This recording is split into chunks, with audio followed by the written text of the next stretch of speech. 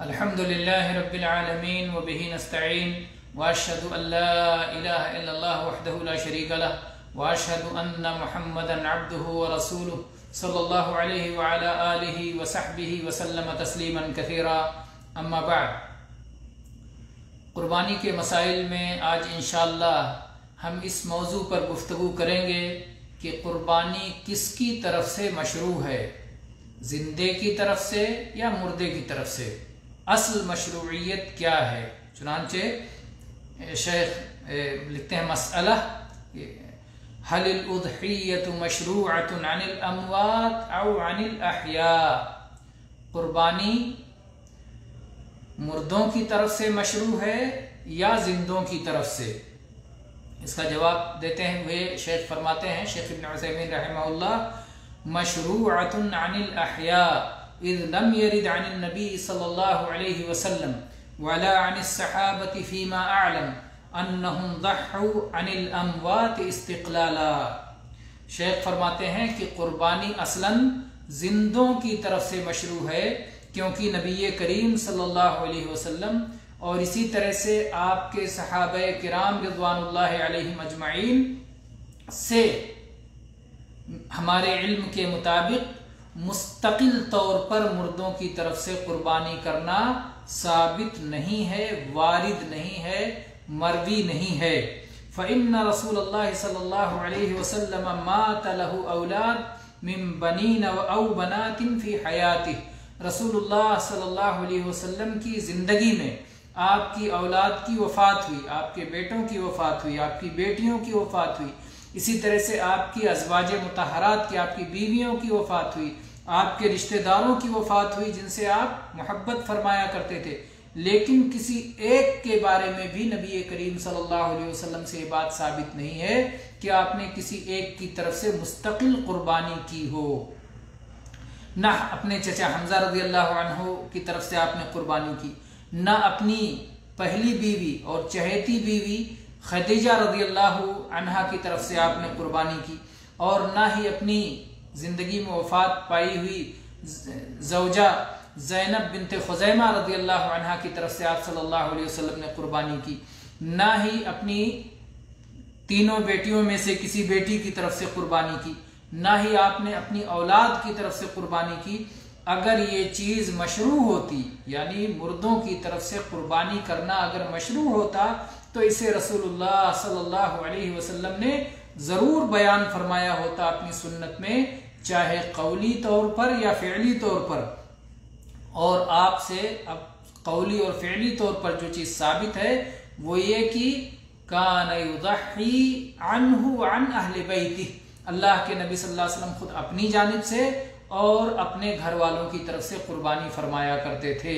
तो इसलिए यह है असल कुर्बानी के मसले में। कुर्बानी के मसले में असल ये है कि इंसान अपनी तरफ से, यानी घर का जो मालिक हो वो अपनी तरफ से और घर के तमाम अफराद की तरफ से कुर्बानी कर दे, यही कुर्बानी में असल है। और जहां तक मुर्दों की तरफ से कुर्बानी का मसला है तो मुस्तकिल तौर पर नबी करीम सल्लल्लाहु अलैहि वसल्लम से ऐसा साबित नहीं है। ना ही आपने अपनी ज़ौजा खदीजा रज़ी अल्लाह अन्हा की तरफ से, ना ही ज़ैनब बिन्त खुज़ैमा रज़ी अल्लाह अन्हा की तरफ से, ना ही अपनी बेटियों की तरफ से, ना ही अपने किसी बेटे की तरफ से, ना ही अपने चचा हमजा रज़ी अल्लाह अन्हु की तरफ से, किसी की तरफ से, किसी वफात पाए हुए शख्स की तरफ से मुस्तकिल तौर पर आप सल्लल्लाहु अलैहि वसल्लम ने कुर्बानी की हो, ऐसा साबित नहीं है।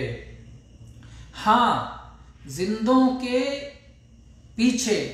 जिंदों की इत्तिबा में, जिंदों के साथ मुर्दों को भी शामिल कर लिया जाए तो ऐसा हो सकता है, उसके लिए दलील बन सकती है नबी करीम सल्लल्लाहु अलैहि वसल्लम की वो हदीस जिसमें आपके बारे में मरवी है कि ज़ह्हा अन्हु अन अहले बैतिह, कि अल्लाह के नबी सल्लल्लाहु अलैहि वसल्लम ने अपनी तरफ से और अपने अहले बैत की तरफ से कुर्बानी की। ये रिवायत इमाम अहमद ने तखरीज की है, इसी तरह से इमाम तहावी ने शरह मानिल आसार में, और इसी तरह से मुस्नद बज़्ज़ार में, जैसा कि कश्फुल अस्तार में है, ऐसे कि मुस्तदरक हाकिम में, ऐसे इमाम बैहक़ी ने इसकी तखरीज की है, और इसी इमाम हैसमी ने मजमू ज़वाइद में इसे हसन करार दिया है। तो बहरहाल जब अल्लाह के नबी सल्लल्लाहु अलैहि वसल्लम के बारे में ये बात रिवायत की गई कि आपने अपनी तरफ से और अपने अहले बैत की तरफ से कुर्बानी की, तो आपके अहले बैत में वो बीवियां भी आपकी शामिल हैं जो वफात पा चुकी हैं, और वो बीवियां भी शामिल हैं जो बाकायदे हयात हैं, जो जिंदा हैं, जो वफात पा चुकी हैं, सब चूंकि उसमें शामिल हैं। इसी तरह से आप सल्लल्लाहु अलैहि वसल्लम के बारे में ये बात साबित है कि आपने अपनी उम्मत की तरफ से कुर्बानी फरमाई, जबकि उम्मत में कुछ लोग हैं जो कि उस वक्त पैदा ही नहीं हुए थे, कुछ लोग जिंदा थे और कुछ लोग वफात पाए हुए थे। तो उम्मत में तो ये सब के सब लोग शामिल हैं। तो ये असलन नहीं बल्कि तबान थे, क्योंकि आप सल्लल्लाहु अलैहि वसल्लम ने अपनी तरफ से और अपनी उम्मत की तरफ से किया था। तो असल अपनी तरफ से था और आप बाकायदे हयात थे, और उसके बाद आपने अपनी उम्मत को शामिल किया जिसमें कुछ बाकायदे हयात थे और कुछ अभी पैदा ही नहीं हुए थे और कुछ जो पैदा होकर के वफात पा चुके थे। तो इस तरह से